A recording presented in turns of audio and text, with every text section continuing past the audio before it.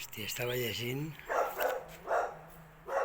una altra forma de socialisme de Thomas Piketty, l'economista que vol canviar el món, autor de La capital i ideologia.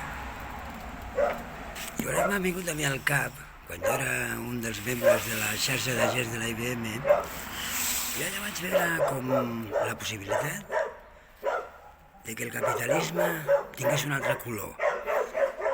El capitalisme no existia aquí a Espanya, com no existien els ordinadors. Igual que amb els ordinadors vam entrar a l'època de la informàtica amb les últimes novetats, en aquests anys 80,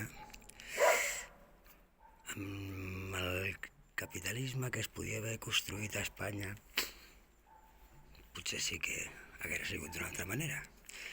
Com els grans, Goliat, la IBM, col·laborava estretament amb els petits, el David, els agents de la IBM, programadors i analistes. Doncs també vaig veure l'oportunitat de que la societat pogués fer les coses d'una altra manera quan vaig fer la campanya aquesta de l'I tu per què no amb els 45 municipis de la xarxa de 45 casals, de 45 casals de la província de Barcelona.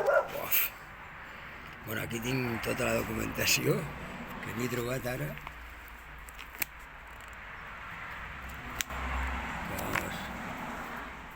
Aquí hi ha una bellíssima història.